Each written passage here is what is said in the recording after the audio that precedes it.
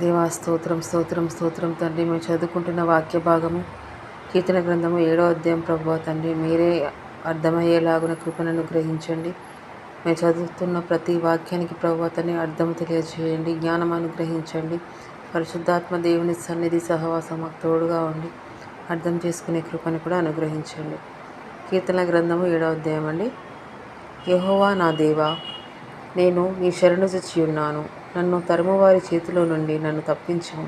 నన్ను తప్పించిన వాడెవడనూ లేకపోగా వారు సింహము వలె ముక్కలుగా చీల్చివేయకుండా నన్ను తప్పించుము. యెహోవా నా దేవా, నేను ఈ కార్యము చేసిన ఎడల, నా చేత పాపము జరిగిన ఎడల, నాతో సమాధానంగా నుండిన వానికి నేను కీడు చేసిన ఎడల, శత్రువు నన్ను తరిమి కొట్టనిమ్ము. నా ప్రాణమును నేలకు అనగదొరక్కునిమ్ము. నా అతిశయాస్పదముగా మట్టిపాలు చేయనిమ్ము. నీ నిమిత్తముగా నన్ను బాధించిన వారిని నేను సంరక్షించి తిని కదా. యెహోవా కోపము తెచ్చుకొని లెమ్ము.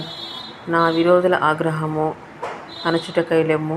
నన్ను ఆదుకొనుటకై మేల్కొనుము. న్యాయవిధిని నీవు నియమించి ఉన్నావు కదా.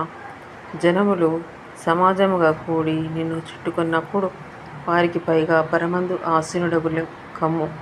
యెహోవా జనములకు తీర్పు తీర్చువాడు. యెహోవా నా నీతిని బట్టియు నా యథార్థతను బట్టియు నా విషయంలో నాకు న్యాయం తీర్చుము. హృదయాలను అంతరింద్రియాలను పరిశీలించు నీతిగల దేవా, దుష్టుల చెడుతనమును మార్పము. నీతిగల వారిని స్థిరపరచుము. యథార్థ హృదయాలను రక్షించు దేవుడే నా ఖేడమును మోయివాడై ఉన్నాడు. న్యాయమును బట్టియు ఆయన తీర్పు తీర్చును. ఆయన ప్రతిదినము కోపపడు దేవుడు. ఒక్కడును మల్లని ఎడల ఆయన తన ఖడ్గమును పదును పెట్టును. తన విల్లు ఎక్కుపెట్టి దానిని సిద్ధపరిచి ఉన్నాడు.